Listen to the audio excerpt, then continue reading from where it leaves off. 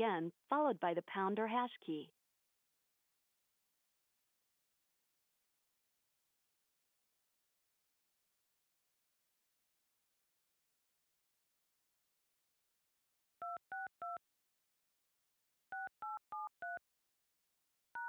Please hold while I confirm your passcode. Thank you for joining Global Meet.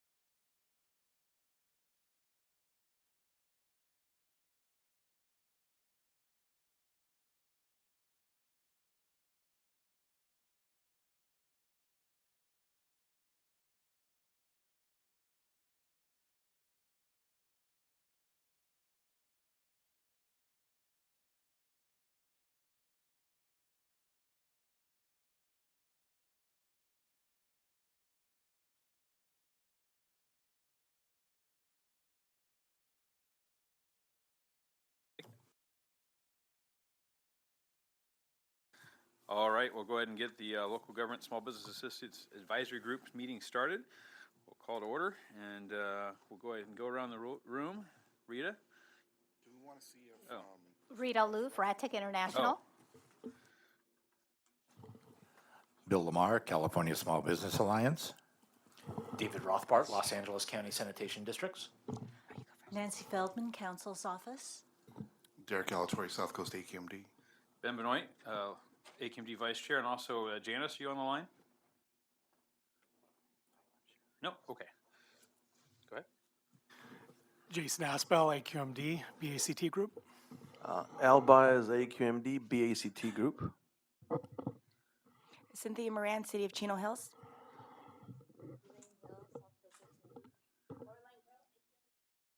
All right. Go ahead. Okay. Any review or follow-up action items? You want to do the minutes for... Oh, I'm sorry. Approval of the minutes for our last December 9th meeting. Anyone have any questions on the minutes? Or if not, I'll look for a motion. Motion to approve. I have a motion. Rita, thank you for the second. Anyone opposed? So moved. All right. Follow-up items? There's no action items, although there was a request by Rita to bring BACT guidelines to the committee, and we're getting that today, Rita. All right. Item number 4, goals and objectives. Yes, so item number 4 is we discussed at the last meeting in December, goals and objectives, presented them to you, asked you if you had any additions. I believe there was a couple additions that we made at the meeting itself. Are there any other additions to the goals and objectives before we move to approve them? Anyone? Nope. All right. Item 5, the update on BACT guidelines. Morning. Morning, everyone. Here we go. As you mentioned, Go ahead and turn your microphone on there. Good morning. As you mentioned, thank you again. Good morning. This is an update on the BACT guidelines. Since this is the first time I believe we've done an update on the guidelines, I have some background slides to provide some perspective on what is BACT. Well, best available control technology is a process that's required during the permitting of equipment and processes for whether they're new, modified, or relocated that result in increase in emissions. This is part of the new source review process. The South Coast AQMD is required under Rule 1303 to periodically publish the BACT guidelines, which were first published back in 1983. For major facilities that are deemed major based on the amount of emissions under the federal guidelines, the Federal Clean Air Act requires them to comply with the lowest achievable emission rate, which is implemented through the BACT process at the district here. For minor sources, BACT is determined really in accordance with state law, and that is for that considers various aspects of determining BACT, including, which is the most important, cost of establishing BACT. This report summarizes the proposed updates to the guidelines that just happened recently. Some background. BACT definition is our definition for BACT is very similar to the Clean Air Act definition and to that definition contained in the state health and safety code. For the first of all, BACT is a process that is achieved in practice. If somebody has actually done it, somebody has installed, operated, whether it's a new type of control or process that is represents the lowest, most stringent technique, that could be considered BACT. Is, for example, if it's contained in the state implementation plan, that can be in the form of a rule that was submitted as part of the SIP. Any emission limits in a rule would be considered BACT. And lastly, the the one feature that's applies to our district is technology feasible and cost effective. That's in accordance to state law, meaning that for non-major sources, it allows for more flexible controls than LAIR. Back in 1995, in an effort to increase the participation of the public in the amendment of the guidelines, the board established a BACT Scientific Review Committee. The committee has been in effect since then and is made up of members from industry, government agencies, trade organizations, academia, and consultants. The main focus and goal of the committee is to review and comment on more stringent BACT determinations that staff brings to the governing board. Their role is not to approve, but is to comment on proposed updates to the guidelines. They cannot comment on past permitting decisions or change them. The committee meets periodically whenever the guidelines are to be updated, and also reviews revisions to the overall parts A, B, C, D, E, and G, I think, of the guidelines. For the first time in a while, we amended the guidelines last year. The process to update the guidelines began in early 2016. It followed the amendment process under the guidelines and state law. We held 3 different BACT Scientific Review Committee meetings where we presented our proposed amendments to the committee. In addition, we provided also 2 30-day comment periods to hear feedback from the committee in addition to the general public. The guidelines, proposed amended guidelines, was also presented to the Station Resource Committee on September and November of last year. Excuse me. Some information. During the update process, we received a total of 139 comments that were all addressed, and for the most part, most comments were agreed upon by staff and were included as part of an attachment to the board package. The board approved on December of last year the amended BACT guidelines. In addition, the board directed staff, I should mention this, to continue working on updating the guidelines and review BACT determinations done by other districts with an emphasis on UV EV inks. Those are technologies that are currently, I should say, under the major source. I believe we have 5 determinations currently under Part B of major source, where we have acknowledged and understand the clean nature and low emission nature of UV EV inks. And there's also one determination under Part D. So this is technology that we're aware of.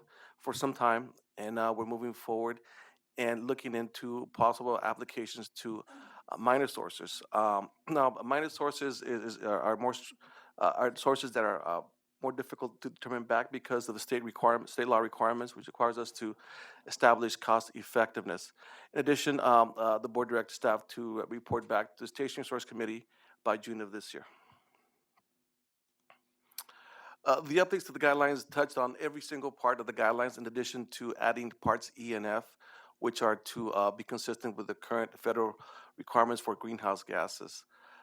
Again, the intent for the amendments last year was to really reflect current requirements with future updates planned. We did not require any more stringent requirements than is otherwise currently required to be consistent with the current rules and regulations, both federal, local, and state. The amendments met the criteria for minor source back, and most of the comments received were to clarify, correct, and make the guidelines more user-friendly, which we agree wholeheartedly, and that's our focus in the coming months and years. This goes into detail chapter by chapter on the items that were updated in the guidelines. As you can see, this is the overview. The guidelines consist of overview, parts A, B, which is for major sources, parts C and D, which is for minor sources, and new parts E and F, which is for greenhouse gas sources. As you can see, we touched upon various issues, various categories to update them and bring them up to date. Again, chapters 4 and 5 of the overview were updated to be consistent with the new requirements.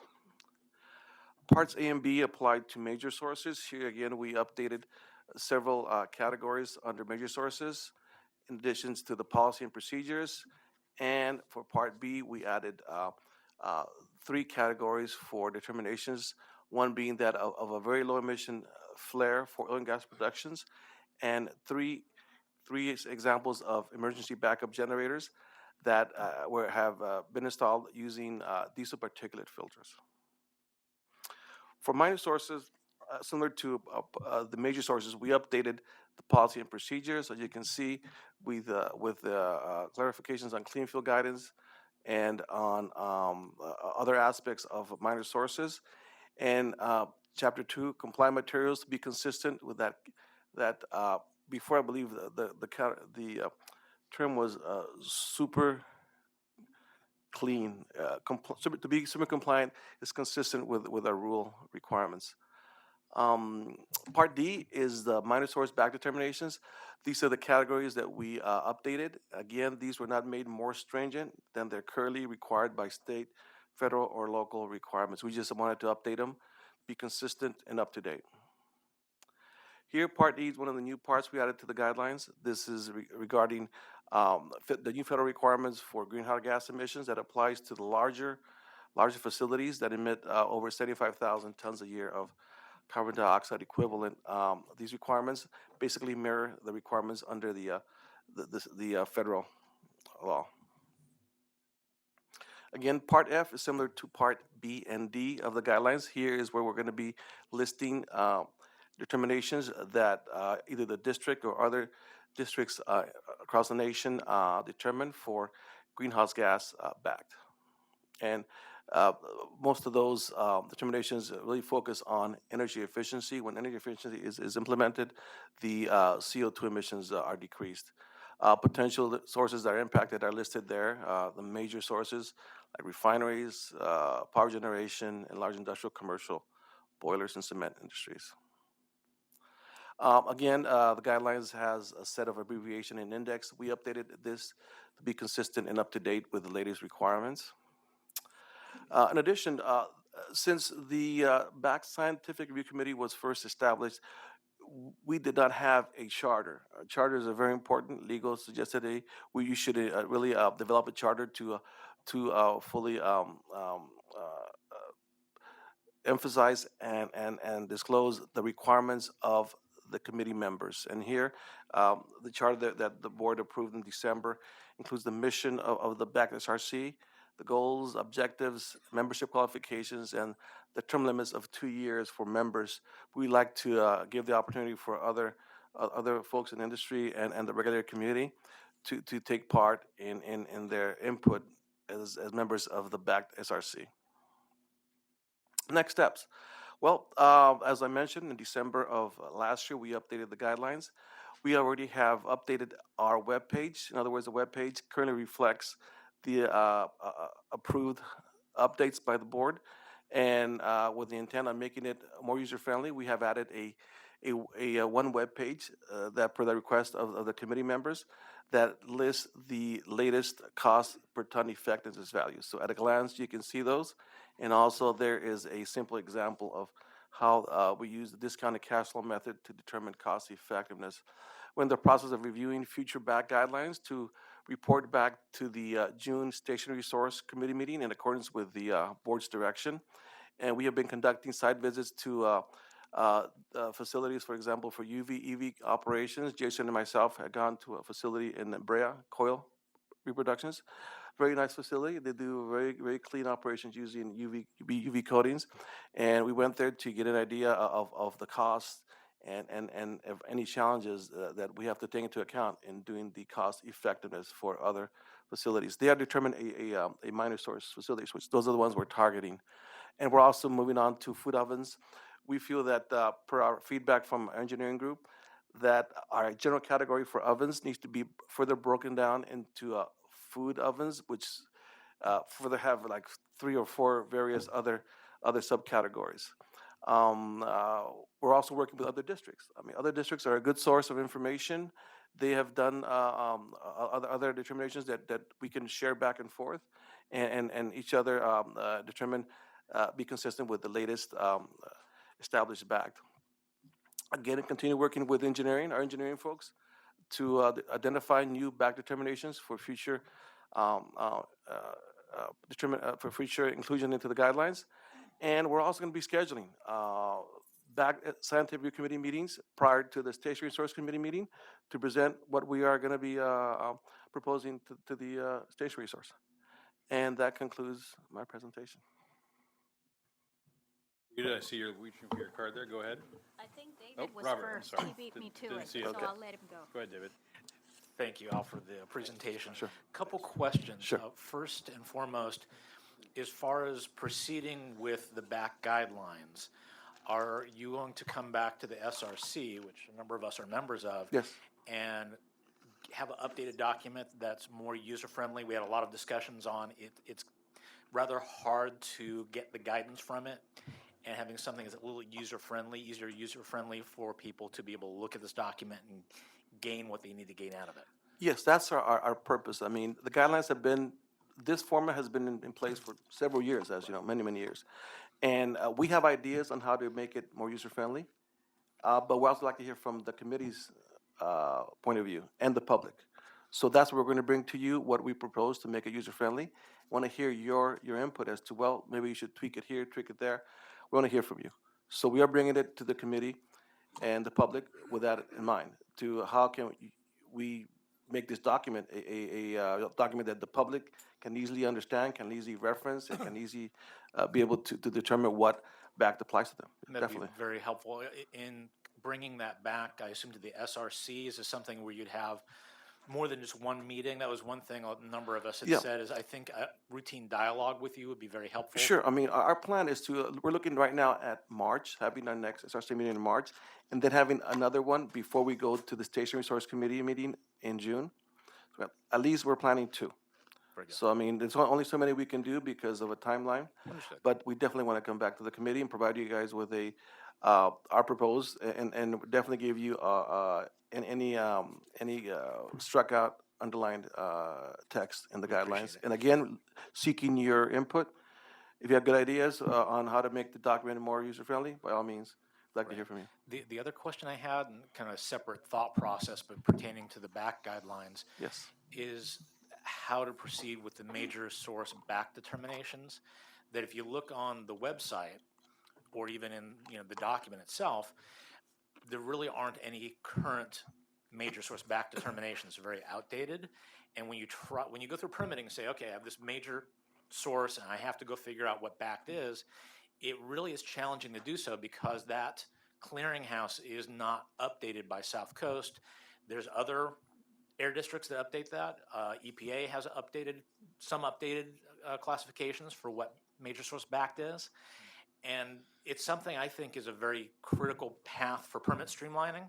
So Yes. when a facility says, I'm going to have to do BACT, you know what that is. Right now, it's kind of a finger pointing routine where permitting staff says, well, you got to figure that out. And we say, well, how do I know? So having that updated would be very helpful. And the reason I'm also bringing this up is I talked to Wayne Nastry after the board meeting on the subject, and he said essentially that staff had a different perception on how to deal with major source BACT determinations than I did. So if there's something you could help with that explanation, I'd appreciate Well, it. as you can see, by the law, major source BACT is determined, is really layer by federal definition, the Clean Air Act. If you, per the Clean Air Act, if somebody achieves an emission reduction and it's in operation for 6 months, and it's in compliance and it's been source tested, that essentially becomes layer.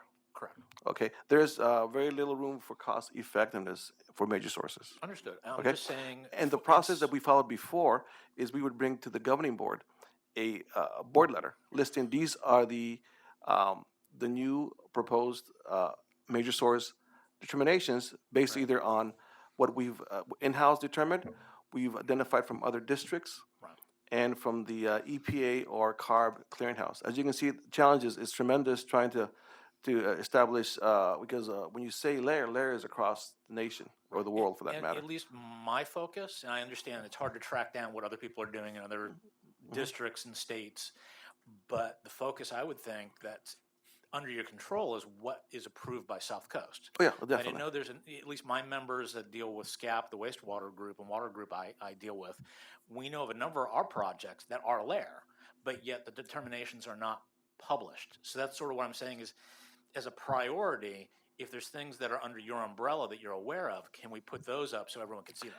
And we posed that question to our engineering folks saying, okay, as you know, there are a lot of potential layer determinations out there. Yes. To be able to approach this in a methodical way, can you tell us what is your priority? And also asking the BACT SRC committee, what's your priority? Because we cannot bring 100 of these categories at one shot.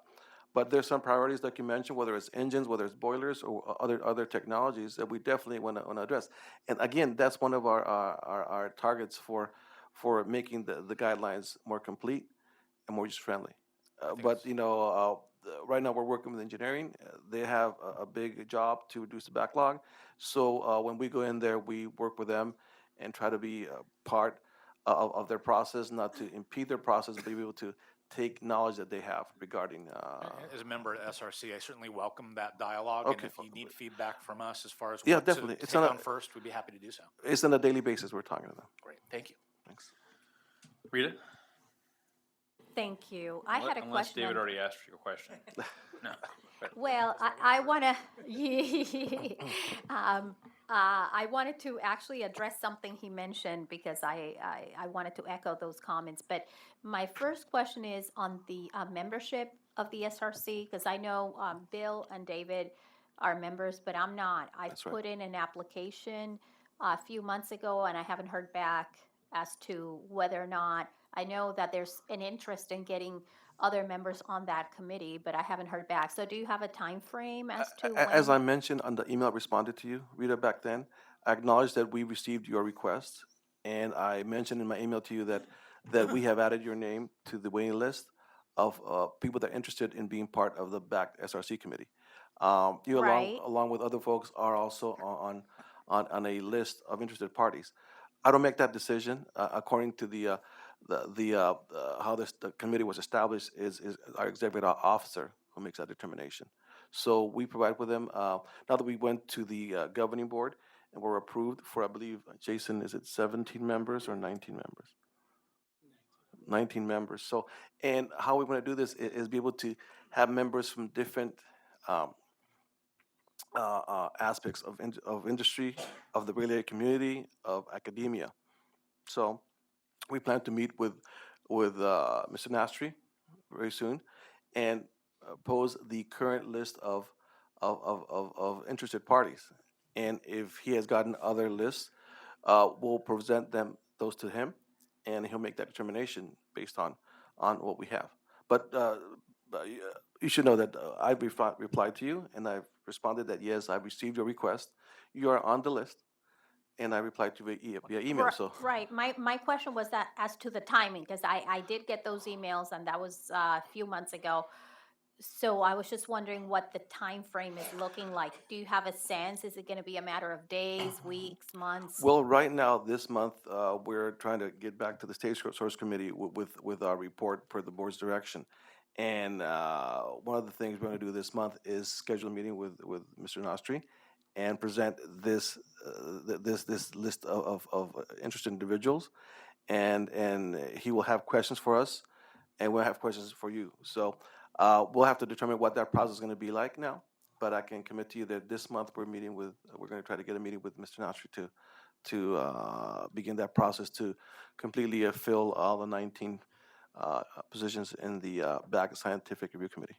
Okay, and then to David's point on the layer determinations. Yes. I was sharing with Jason earlier that when I looked at layer determinations from other air districts, I noticed that the source category is not always the same as the district's category. So for example, the Bay Area may have something that says spray booth, and they don't specify a substrate, whereas the district may have it broken down into wood coatings, spray booth, that type of a thing. The way that I understood the federal layer process to work is that once there's an installation anywhere in the country, that becomes layer That's after correct. 6 months of operation for major sources without cost effectiveness. So in essence, I guess the district would be in a position to potentially have to put in 100 categories if that's what the layer process calls for. Definitely, that's our plan. I mean, there's so many categories out there, and if those have been, vetted, that they are true, meeting the 6 month period, they've been achieved in practice and so forth.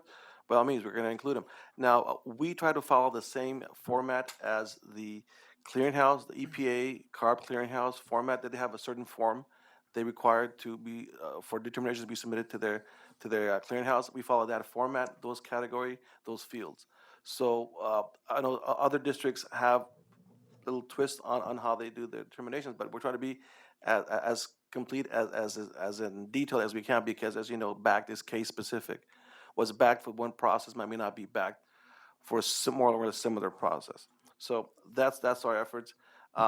We are doing amongst trying to update the guidelines, trying to do that for the layer categories, which if we can only do layer, that'll be very easy job for us. The hard job is trying to establish new minor source BACT determinations. That's where we're looking towards you to provide us cost information on EV, UV coating operations, which will be very helpful.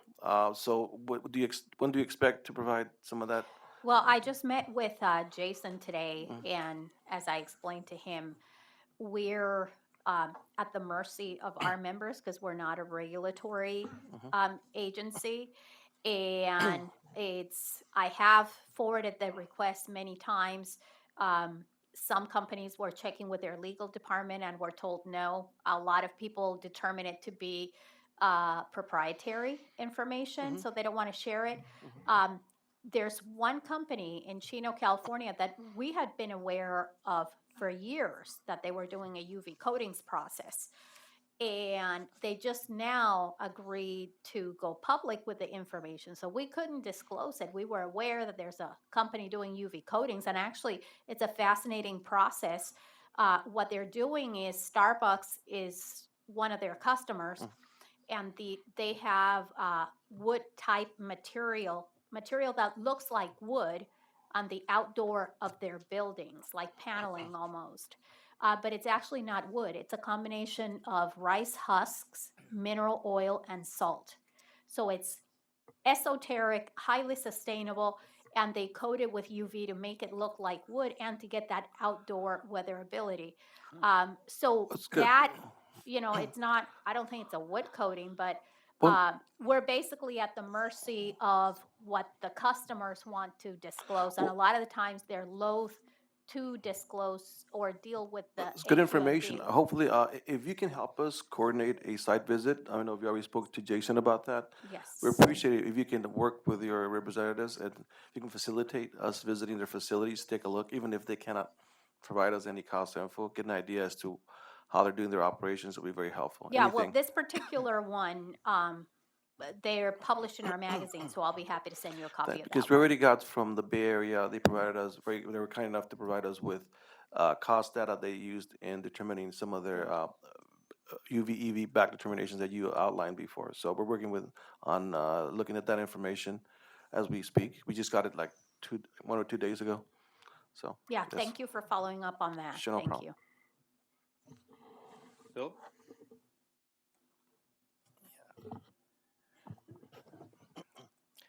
I guess one of the comments I would make is I hope you hope you act on Rita's request here before she gets too old to care whether she serves or not here. So.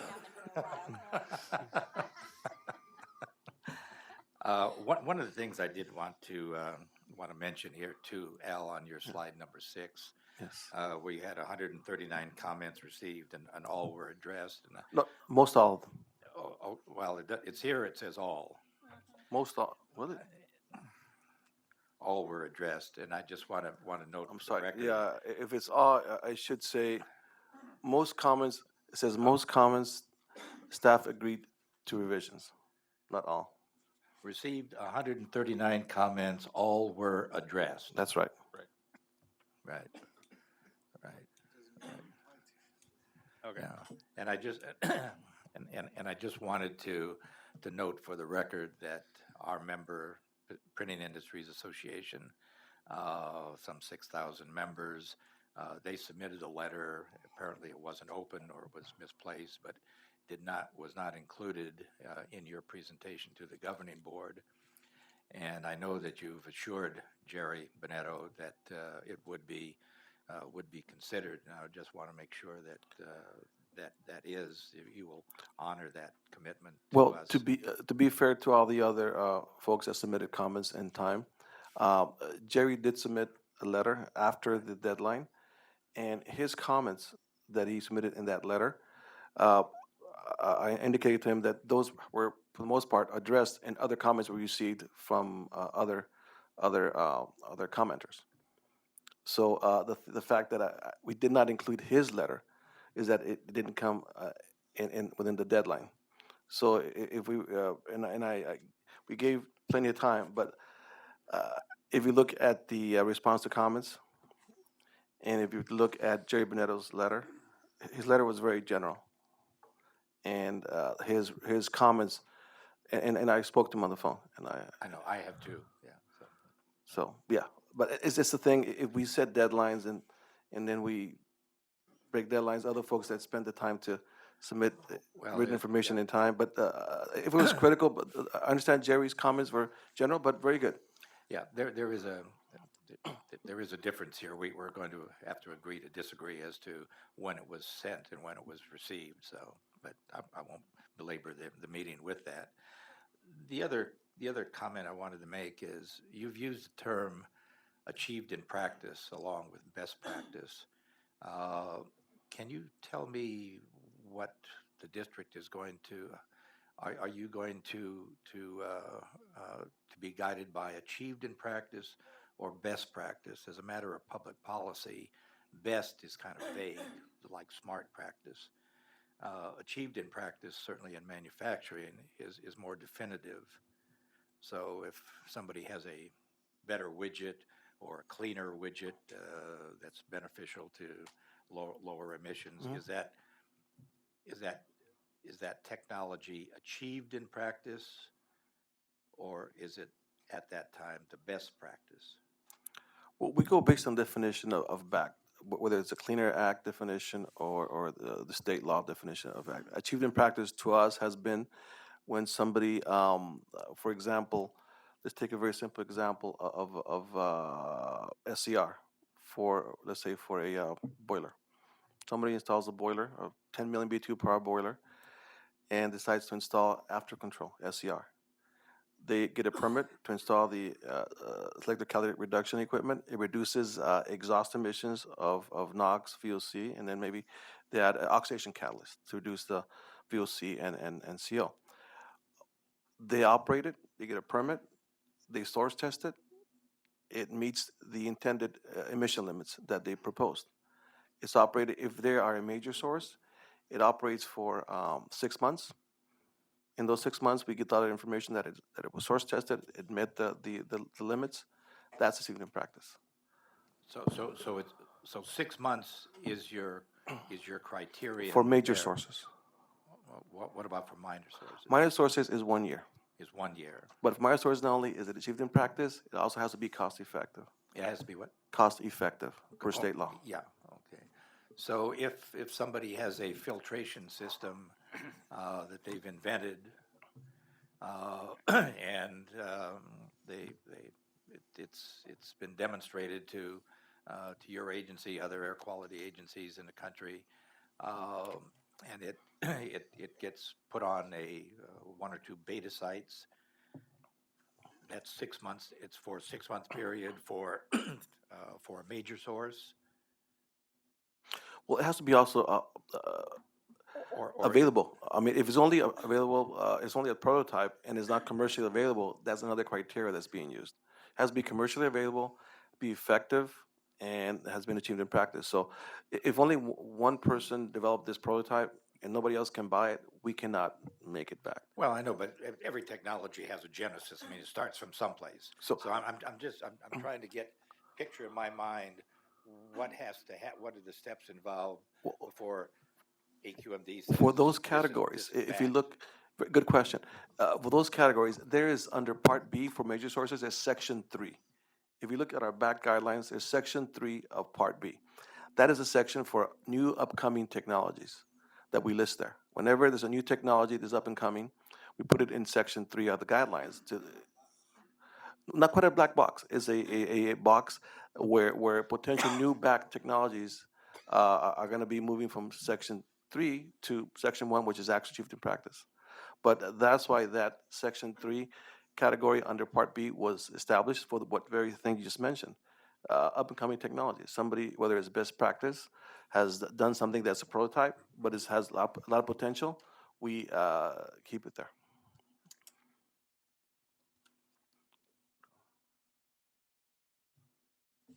Now, wait a minute. You two both had questions already. Your cards are back up. Does anyone else have any questions before I let these two go again? Now, who had their card up first? I'm sorry. Okay, David again. David, go right ahead. Thank you.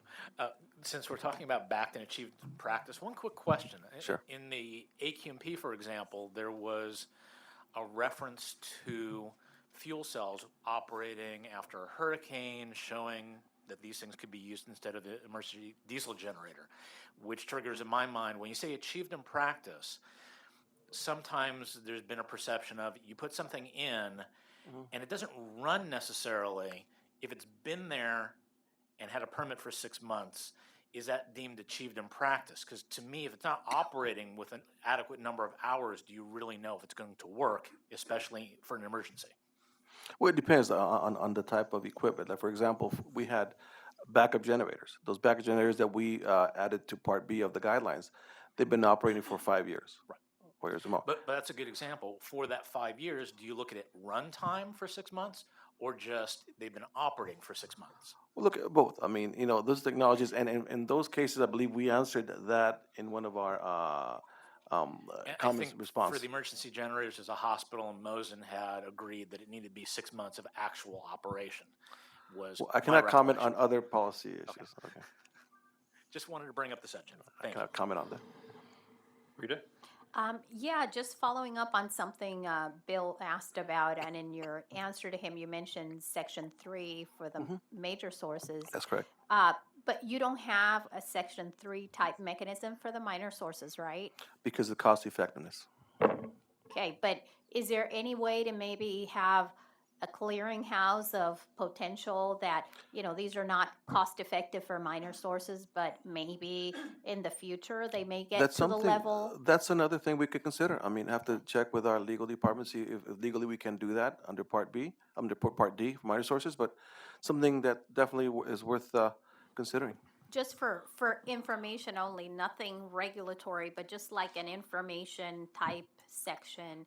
Again, there'll I'm be, thinking of the white papers for the AQMP, where outreach was one of the goals, doing better outreach to the community and to the business industry. that sounds like So- something that could be, user-friendly, component of the guidelines to add. I mean, we'll take into account and talk to our legal department, see how we can incorporate that. All right, any other questions, anyone? All right, with that, we'll move on to item number 6, the Paramount hexavalent chromium update. Morning. My name is Susan Nakamura. I'm in Planning and Rules. So I'm going to provide you kind of with a general overview of, I don't know if you've heard about some of the efforts in the city of Paramount where we're conducting some hexavalent chromium monitoring and kind of how it all unfolded and where we are. So just by way of background, we held our first town hall meeting in the city of Paramount in January 2014. And what prompted us was we had received odor complaints in 2012. And so we had done some investigation work and looking at where the potential source of the odors could be coming from. And identified a facility, Carlton Forge Works, that does metal forge work and has a fairly large grinding area. And so we had put some glass plate samples and then put an ambient monitor to look at multiple metals and found some elevated levels of nickel and hexavalent chrome near Carlton Forge. And Carlton Forge, as we put the monitors, then they started implementing some voluntary measures, and we saw the nickel levels come down. But there was still an unanswered question for us of the source of the hexavalent chrome, since it wasn't coming from their grinding area. And so in August of last year, we held another town hall meeting because we saw the levels of the hexavalent chrome near Carlton Forge taking an uptick and so we felt that we needed to do more investigative work to better understand where the source of hexavalent chrome was coming from. So we committed to doing what we have been referring to as an expanded monitoring effort in the city of Paramount to look at sources near Carlton Forge. And then as we started doing that investigative work, we found levels that were substantially higher than what we had seen near Carlton Forge. So near Carlton Forge, the levels were less than 1 nanogram per cubic meter. And as we started moving south of Carlton Forge, we started to see levels that were actually towards 25 nanograms per cubic meter. So this expanded effort began in October.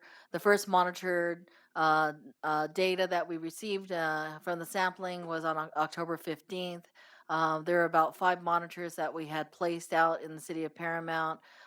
This effort was the first time that we've ever done what we refer to as kind of a saturation monitoring effort, where we're putting these smaller monitors, they're on light poles and on different other types of street light poles that will take a sample that'll be a 24-hour midnight to midnight sample collecting hexavalent chrome and onto a filter, and then we analyze it once every 3 days. So these are battery operated, so staff needs to go out, deploy the monitors, bring the monitors back, charge them, and then redeploy them back out in the field. The analysis of the hexavalent chrome in air, it's very challenging, and we're not aware of any laboratory that can actually do this type of analysis other than our laboratory. And so what we do is we now have a total of 20 monitors, but there's 10 monitors or so, give or take some additional monitors that we've been deploying in various sites. So we'll move the monitors after we collect a sufficient amount of information and then redeploy it into another location so we can kind of cover more area. The approach for this effort, it's been a multi-agency effort. We've been coordinating with other local, state, and federal agencies in terms of the investigation. They've partnered with us in terms of conducting the inspections. There's been this was back in December. At that time, there were over 170 inspections. I think we're up to about 190 inspections of businesses that were metal-related businesses, and the idea was to identify if there was any other source of that could be contributing to these high levels of hexavalent chrome. Through these investigation efforts, there's been 40 enforcement actions, over 40 enforcement actions that have been that our agency has issued. Yes.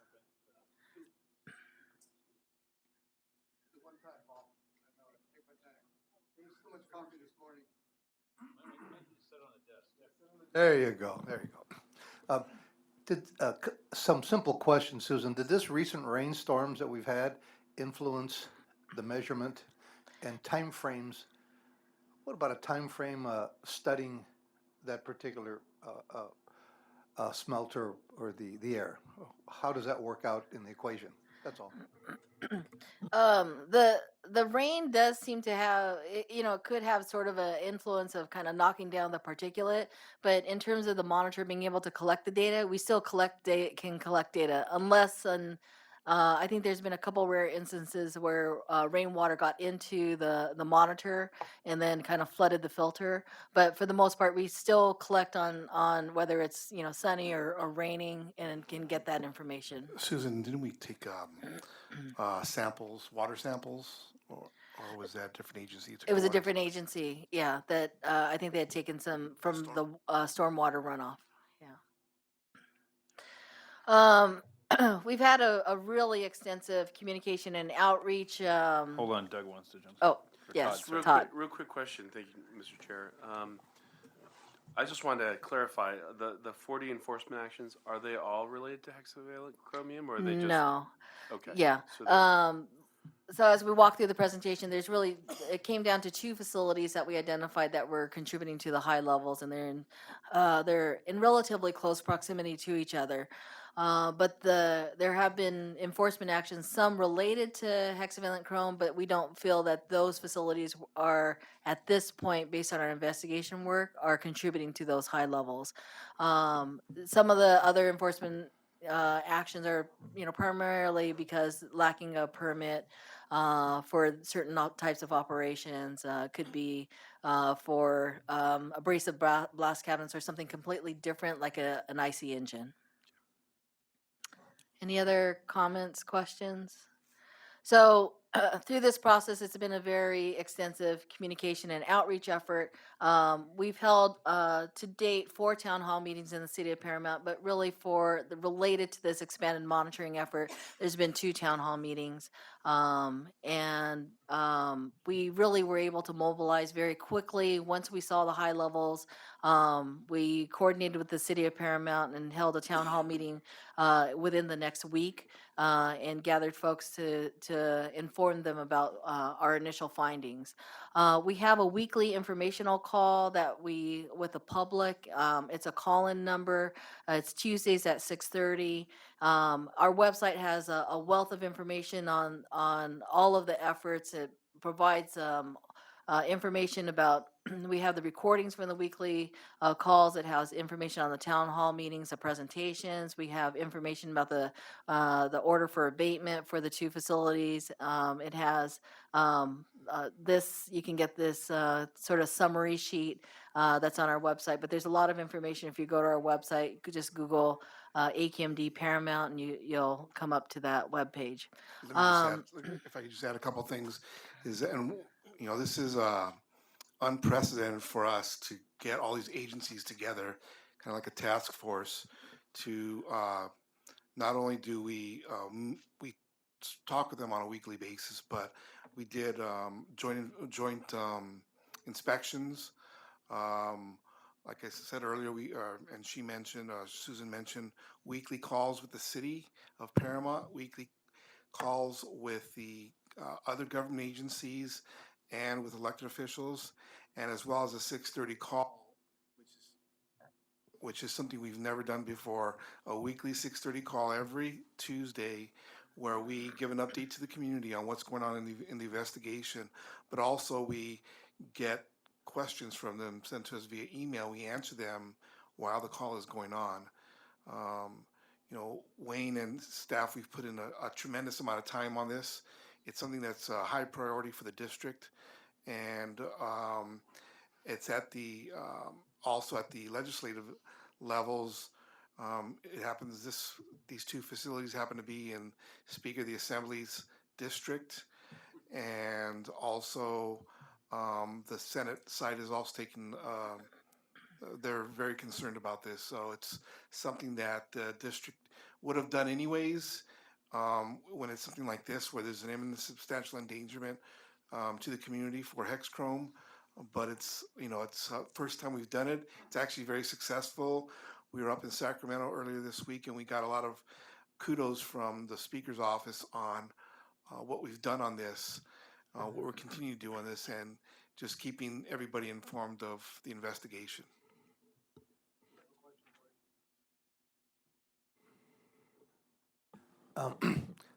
All the agencies line up, the AQMD, and then there would be the DTSC, the Water Board, Federal EPA, LA County Public Health. Isn't there a poison board, like what's the name of that, Rita? It's not a board, but it's a board for toxic substance. Toxic substance. Yeah, DTSC. That's DTSC. Now, my question would be another simple one. Who's the spirit carrier? Who's leading the charge on that? We are. We're the lead agency on this. Oh, I didn't know that. And is that by agreement, or everybody just said you're in charge? They didn't point us. We were the ones that Took the lead. took the initiative. Yeah. We did started the investigation. Then we had to bring in other agencies. Got it. Because some of the stuff was out of our regulatory purview. Yes.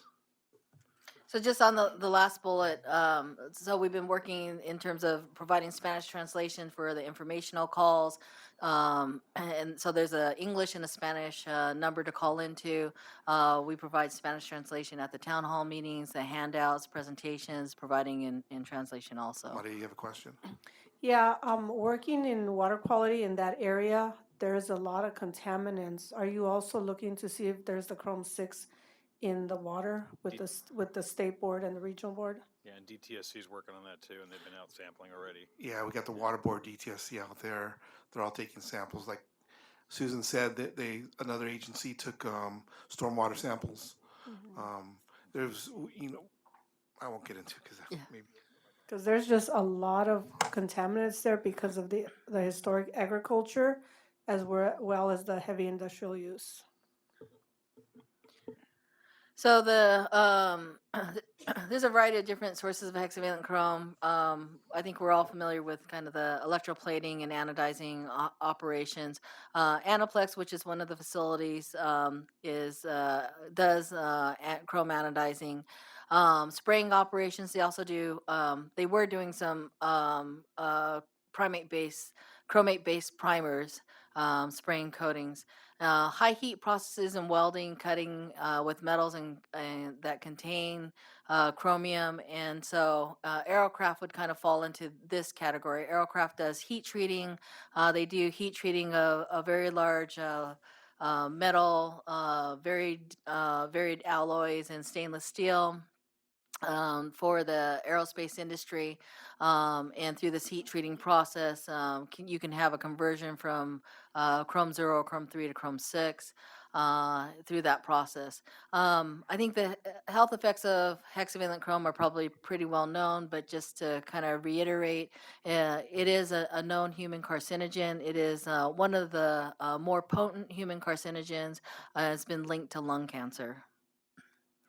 So this is just, a very topical overview, but this is in sort of in the beginning when we first started our monitoring. We had sites 2 and 3 we've been monitoring back since 2013. And then we started off with these sites 4, 5, 7, and 12. And then we saw this elevated level at site 7. And that was sort of a clue for us that we needed to kind of mobilize and look at whether or not there were other sources. So it was this site 7 south of where we thought we were having elevated levels, uh, which kind of prompted us to deploy additional monitors. The winds coming from the west predominantly. But as we deployed additional monitors to the west of Monitor 7 to see if there was an upwind source that was contributing to Monitor 7, that's when we started to see these very elevated levels. And so when we deployed the monitors at Monitor 8, which is next to the facility called Aerocraft, we started to see the first results were around 25 nanograms, 26 nanograms per cubic meter. We've never seen levels like that monitored, for an ambient monitor for hexavalent chrome. The levels that we were seeing around monitors 4, 5, and 6 were less than 1 nanogram to give you a sense of we knew that there was an issue. The average basin-wide average for hexavalent chrome is 0.06 nanograms per cubic meter, so it was substantially higher than what the typical levels would be. Then we started deploying additional monitors, again moving in an upwind to see if there was other sources that were contributing or that were near.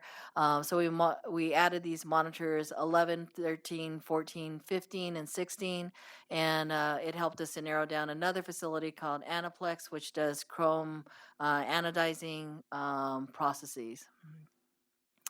So as you can see, it's like the monitors, the key monitors, Monitor 8 near Aerocraft, and then Monitor 15, which was getting high levels, was near the facility Anaplex.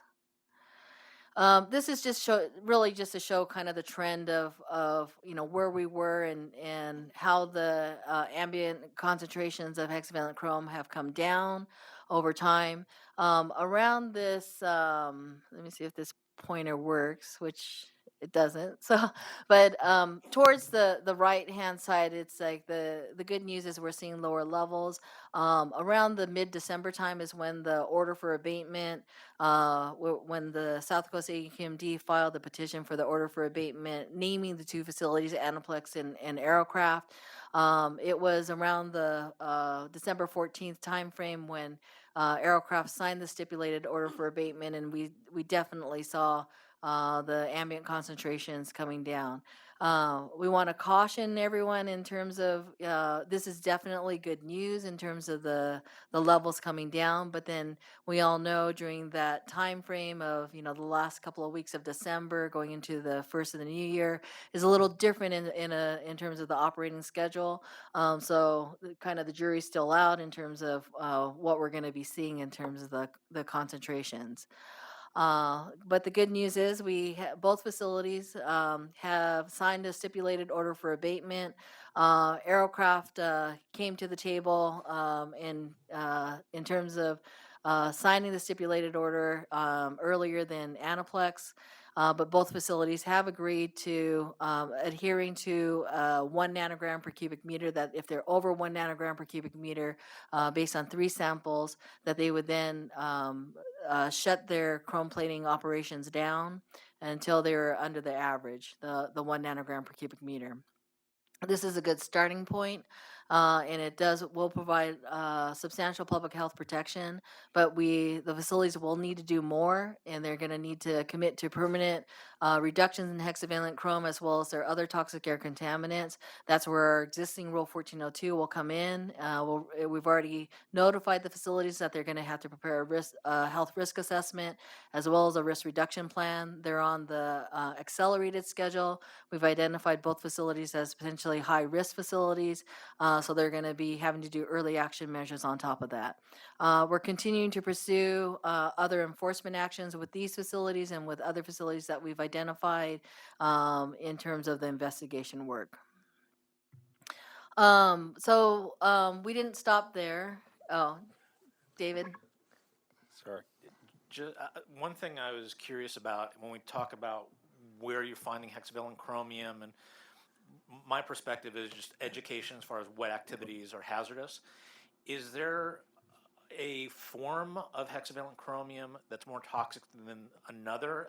When I look at hexavalent chromium, my experience is you have plasma cutting, very high temperature processes on stainless steel, you'll generate hexavalent chromium. But when you grind something, is that something in the metal itself is a different form of chromium? It's not as toxic, and then at high heat, you then transform it into a toxic form. Is that what's going on? I just wanted to understand how it's generated. For these facilities that we're talking about, in terms of the grinding issue, the answer would be no. Aerocraft does have a grinding operation, what they call their testing. So they have these small rods that they will kind of grind into, and there is hexavalent chrome that we have bulk samples that can kind of prove the presence of hexavalent chrome in that operation. But the levels that we're seeing are probably from their larger operation in their heat treating process. But it doesn't matter where the source is, whether you're talking about grinding and the conversion in that heat and energy, or welding and the process of going from total chrome to hex chrome, or you're talking about, from an anodizing, it's still hexavalent chrome when it gets to that state. Chromium in itself is an unstable metal, and will go from 0 to 3 to 6, back to 3. And so it is a very unstable metal, but once it's into the air, and if you have that constant source of emissions, that concentration is still being put out into the air, and folks are still being exposed to that concentration or that level. So if you have a grinding operation that's not really high temperature and you have a lot of particulates, is that what you have in that is in a chrome 6 form, or is it the particulate that just has metals being inhaled as toxic in itself? It depends, because from Aerocraft, from the bulk samples, did see hexavalent chrome, which could be that the metal in itself had hexavalent chrome. For Carlton Forge, we did see some, hexavalent chrome in the stack in terms of the baghouse catch. But when we, for the ambient monitor, we're not seeing, very much. And the levels that we're seeing from the source stack tests from Carlton Forge are very low in terms of hexavalent chrome. So it's like it probably, can get to that state of like chrome 3 to 6, but probably doesn't stay, and it's probably not that great of a source, at least from Carlton, from their grinding operation, from all that we have observed so far. Thank you.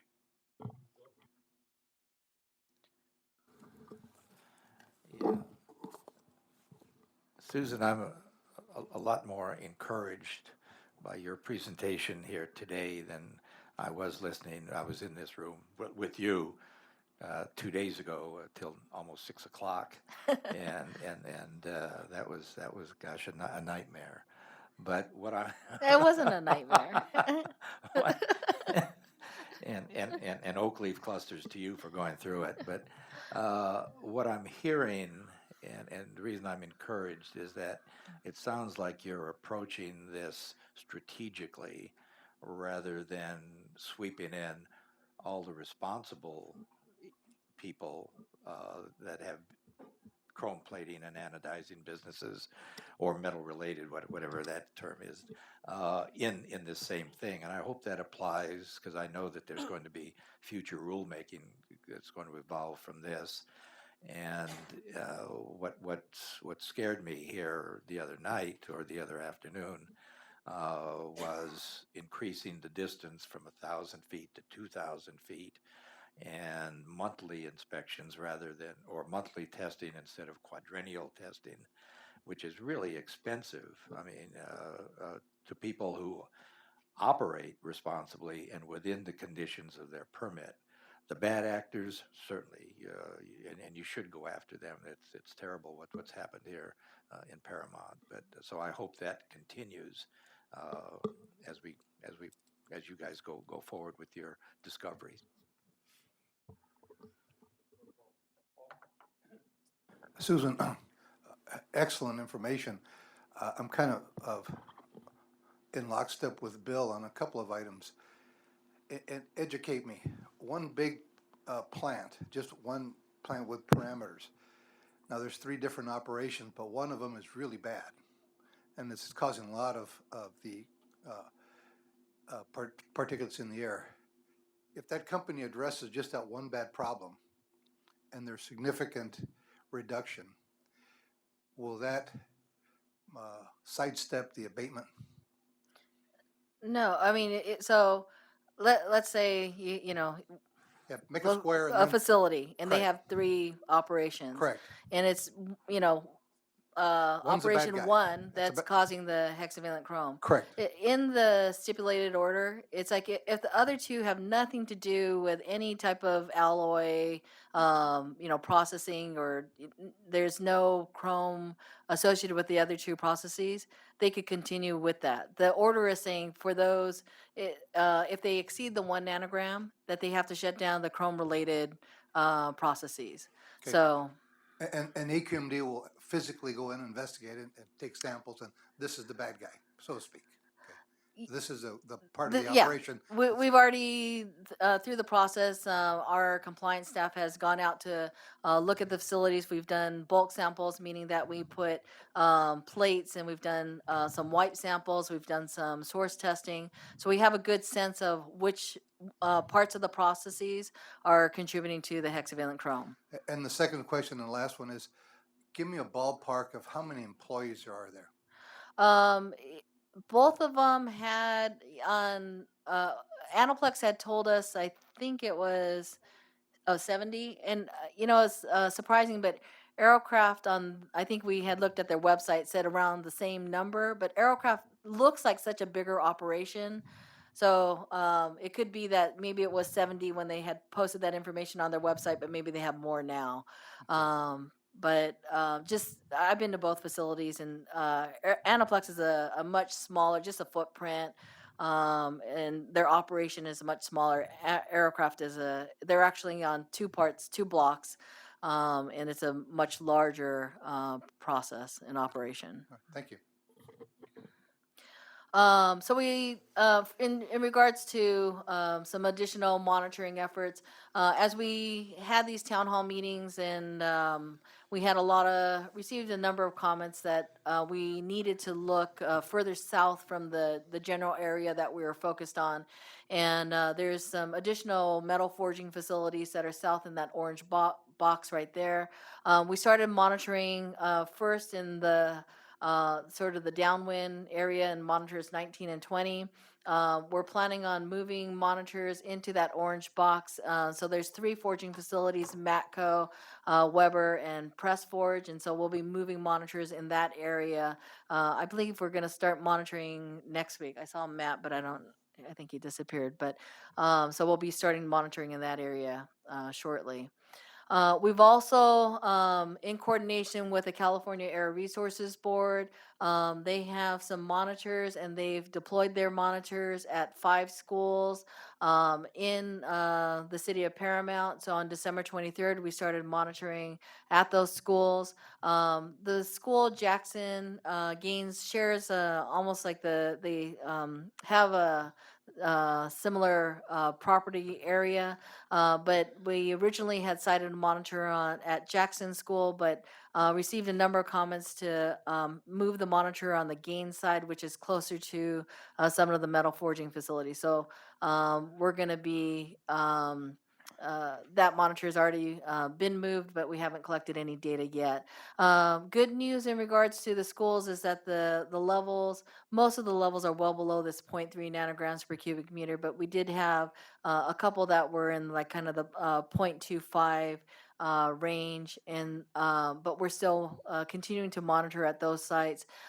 Shortly, though, as we feel like we've collected enough information, we'll be redeploying those monitors to other schools to take a look at what the hexavalent chrome levels are at some of the other schools. Any comments, questions? So, just in terms of the next steps, we're going to continue to work with all the stakeholders, with our partner agencies, the city officials from the city of Paramount, affected facilities, the community, and we're going to continue our monitoring efforts. We're actually, in addition to the location of monitors, we're going to be expanding to look at what we call multi-metal. So, other metals besides hexavalent chrome we'll be monitoring for at some key locations. We're finalizing the investigations with some of the other facilities in terms of those 40, more than 40 or so enforcement actions, trying to finish up on all of that. In terms of Anaplex and Aerocraft, we're continue to enforce the stipulated order for abatement, implementing Rule 1402, and then there's additional enforcement actions that the facilities are probably going to be facing, and we'll continue to with our communication and outreach efforts with the community. Any other comments, questions? When you mention monitoring for other metals, do you guys have an idea of what metals those are? Yeah, it's going a to be? suite of, gosh, I don't know, like how many, but we do multi-metals monitoring right now for what we refer to as the Site 2 and 3, and there must be, I would say, like over 20 different metals. Some of them have been identified as toxic air contaminants. Some of them haven't been, but just to give you kind of a sense, it'll be like arsenic, nickel, cadmium. We'll do total chrome, zinc, lead. It's, the whole gamut. Aluminum, titanium. In the process of collecting that, though, you're just going out, you're getting a sample, bringing that back, and the machine just tells you all those different metals, right? It's Exactly. not that we're putting a Okay. monitor out. Kind of like a Yeah. water sample. Yeah, kind it's of just, thing. it's a general sample. Here's everything that was in the air at that moment when the sample was collected. And the By reason, X-ray spectrum, is that it, or no? yeah. Okay. And we have to it has to be two separate monitors for the hexavalent chrome and the other metals, because the hexavalent chrome, that particular filter is a special filter that's impregnated with a certain material, because the hexavalent chrome will it is an unstable metal, and so it has to be analyzed within a certain amount of time, and it has to be on a certain type of filter. So it's very specialized. The other metals don't have the same issue. Okay, and when you talk about going to other areas, are you staying in Paramount for the time being, or have you targeted other areas of Southern California that are of concern at this time? It's a combination of both. So right now we're focusing on Paramount, but we do have plans to move into some other cities. I think it was Bell was another city. It was actually Bellflower. They submitted a letter to us wanting to know because they're adjacent to Paramount. So they asked us, they want to know what theirs like. So we're going to go in there. We've also reached out to some of the industrial cities, City of Commerce, City of Vernon, City of Industry, and Compton. Compton because there's a chrome plater there, and there's I guess a few chrome platers in the town there. So we've reached out to them. We've actually asked them for a list of all the businesses that are permitted, have business permits that do any type of metal work. And they've all actually responded except for Commerce. Actually, I'm sorry, Vernon, you're right, Vernon. Vernon hasn't responded, but, because hopefully it's not happening anywhere else, but if there's similar types of businesses, it's,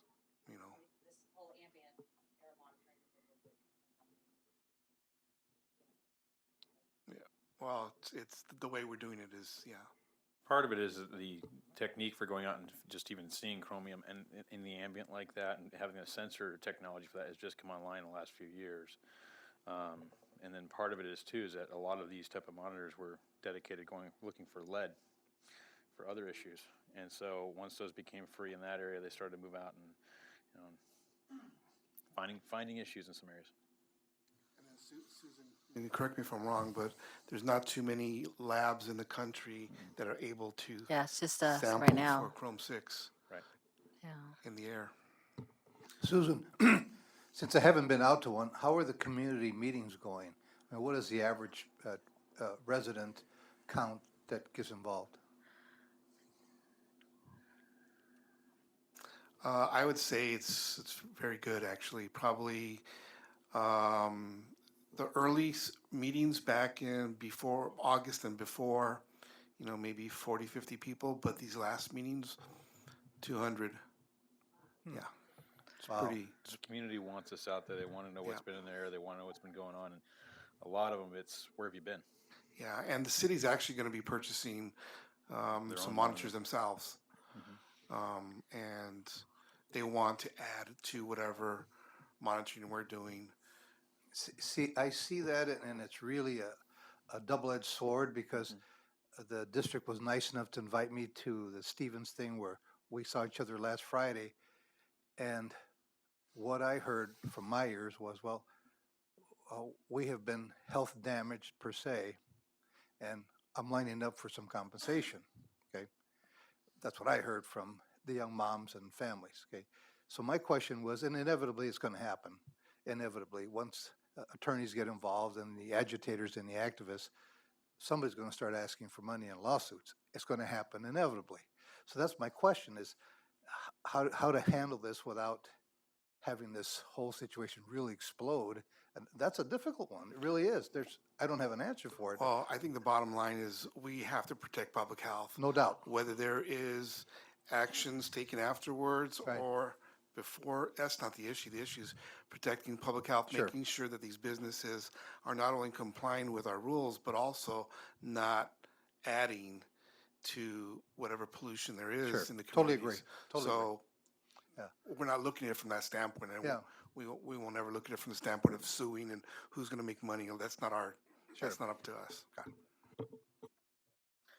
All right. Any other questions? Okay. Thank you very much. Great update.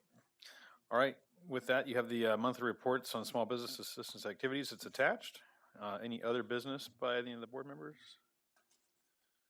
Not seeing anyone jump up. Any public comment? Come on up here, Harvey.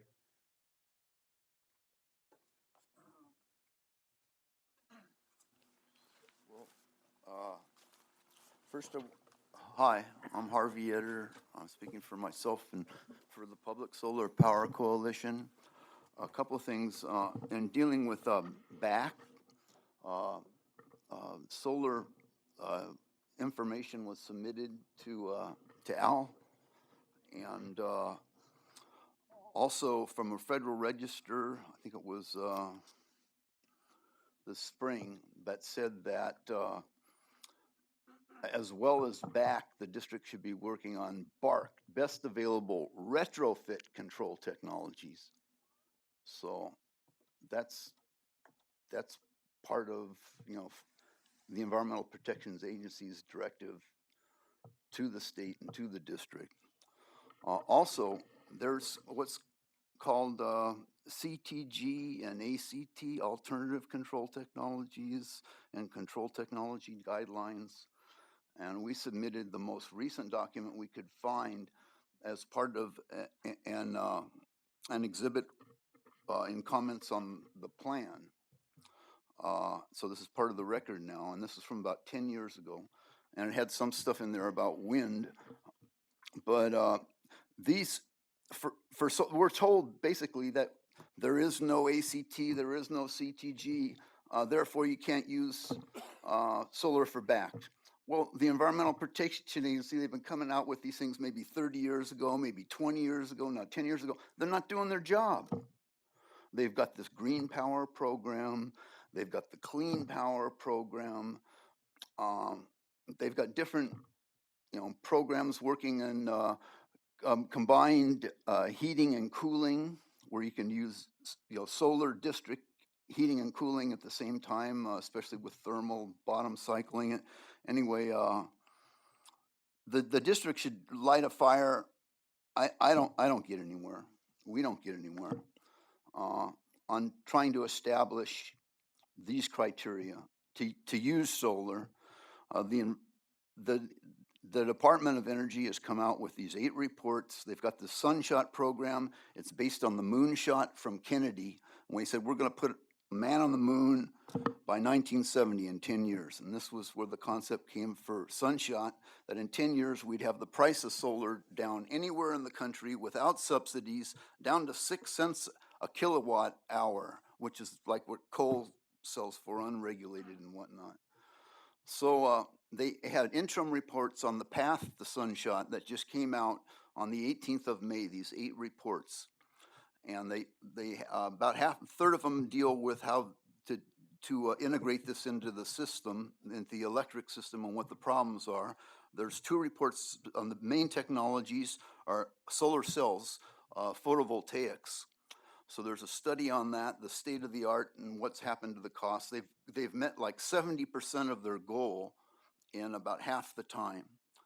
And then there's concentrating solar. Harv, you're getting past 3 minutes here, so Okay, wrap it well, up. okay. The other thing is there's a community choice aggregation. You know about this in the Inland Empire. Very well aware. This stuff is being put into the record for the plan. There's also stuff happening with LA County, and I helped originate that in 11, talking to the energy person Howard Choi there, and there's big stuff. Community choice aggregation started when. You can ask me questions and maybe I can answer them. The history of this, but I'm well aware about of it. 60% Forming that people don't know WR about it. code This right is this supposed to be local government and small business. I was wondering how many people are here from local government, and how many people are here from small businesses.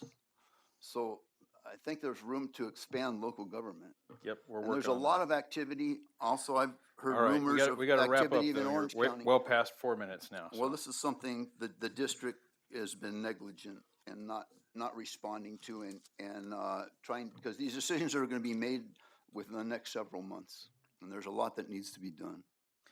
Thank you for your comments. Rita? Yeah, question on following up on some of his comments specifically related to the BACT CFR reference. Could the committee be provided with that information? I'm not sure if he specifically included that in his BACT letter, but I haven't seen it as part of the BACT document. So if we could be provided the information that he mentioned. Let me see if it's available, and then if it is, of course. The part of the Federal Register was put in there, actually. It's from like April or something of this year. Okay. And it does say the BART. All right. Any other questions? If not, we'll move to adjournment. Our next meeting will be back here February 10th, 2017. Thank you.